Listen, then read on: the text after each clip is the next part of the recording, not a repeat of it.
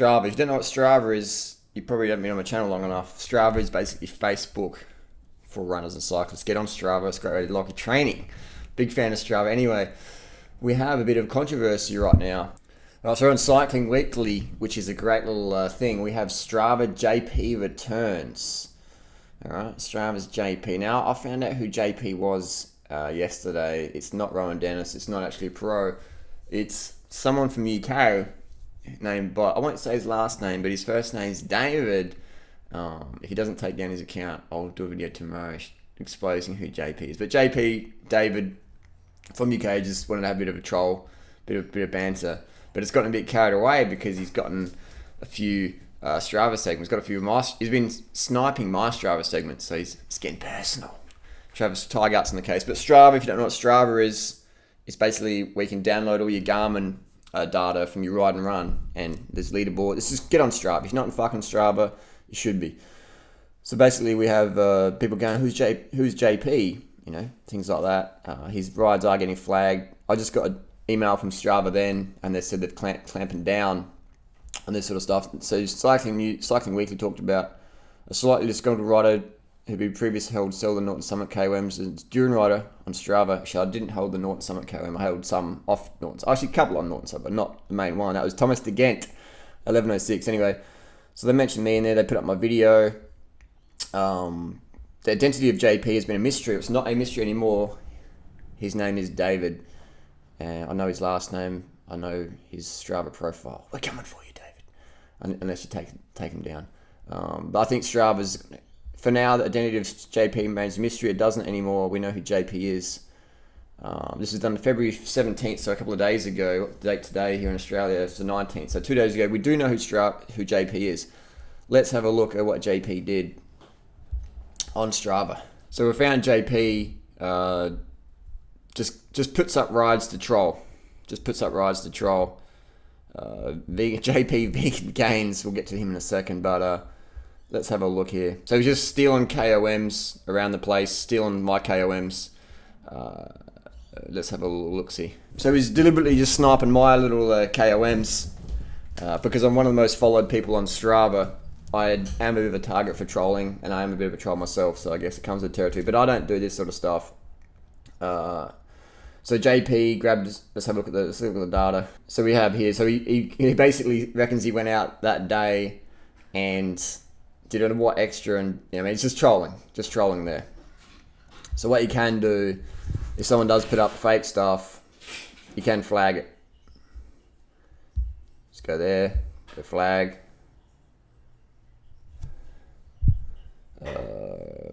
Bad other JP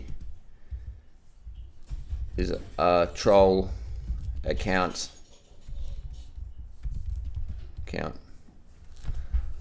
and we just flag it. I mean, Strava is taking troll accounts more seriously right now. I mean, it did start off as a bit of banter, but I mean, if you're going to do a troll account, like I've done e-bike.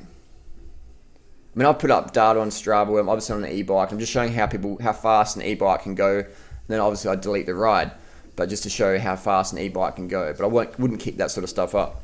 Which brings me to the question: how is David, aka JP, doing these fake things? He's very good at data manipulation. He's creating TCX files, manipulating them, uploading them to Garmin Connect, and then dropping them down to a Garmin, then upload to Strava. If you know what you're doing, it's not too hard to do. I wouldn't know how to do it.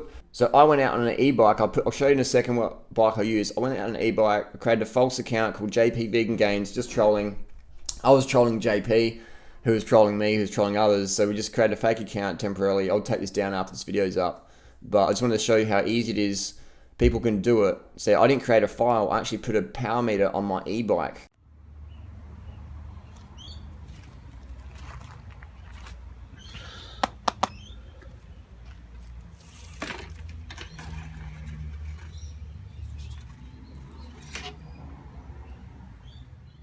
I'll show you that later on, but you can see the power there is all legit.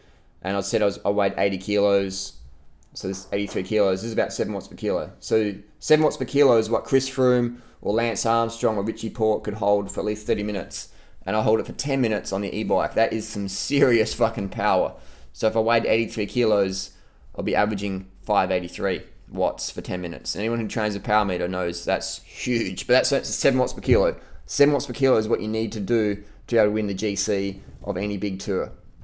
At least 7 watts per 6.8 maybe if it's a low level field.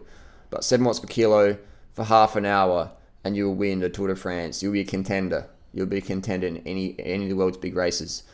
So that's how easy it is to create fake accounts on Strava, upload Strava data. Thankfully though, finally Strava is clamping down on these fake accounts. And so if you do suspect someone of putting up fake data, just flag it and write troll account or bad data.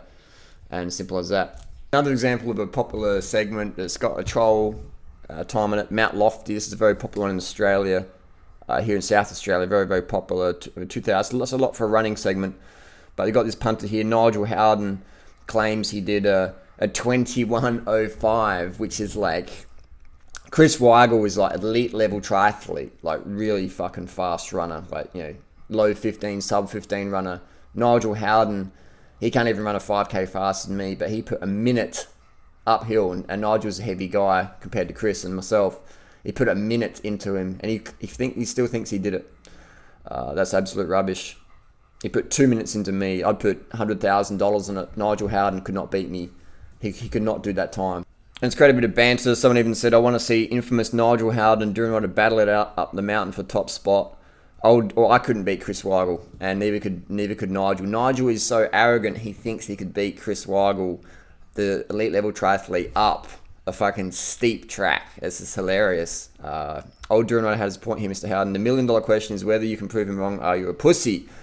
Nigel is an arrogant pussy, and he can't beat me up Mount Lofty. But he likes to keep his data up and take it away from everyone.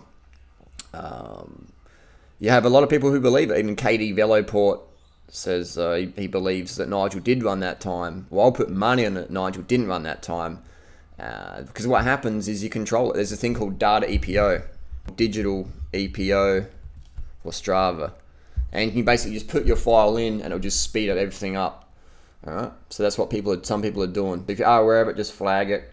And obviously, you're going to get trolls trolling, and that's just how it is. But if you get called out for trolling, then obviously take down what you put up and let the real leaders stay on the leaderboard. There you go. That's how easy it is to create fake files, fake accounts, fake data, even with legit power data on an e-bike, etc. If you can pretend you run up mountains fast and elite level triathletes, put a minute into them just by going on digital EPO and tweaking it like Nigel Howard's done.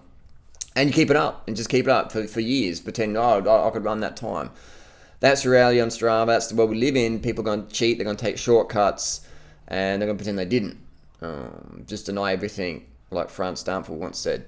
Deny, deny, deny. I love Strava. I rate it highly. I promote it more than anyone on the planet who doesn't even work for Strava, because I think it's a great little community there. And it brings out different elements of the human mind and the human ego, etc. People get offended, it's crazy, but end of the day, just get out there on your bike, on your runs, on your walks, have fun. We'll see you on Strava. Post your thoughts and questions down below. Let's get a bit more discussion going. Thumbs up to Strava for making it more legit now. Strava's getting more in the spotlight with social media. It's a great thing. More and more pros are on there, so Strava wants to make it look like their company is legit, and Strava is legit. There's still a few trolls on there like Nigel Howard, etc., but things are getting cleaned up, and that's good. That's good for the legit Strava user. So, yeah, leave your comments and questions down below. We'll see you on the road or the trails.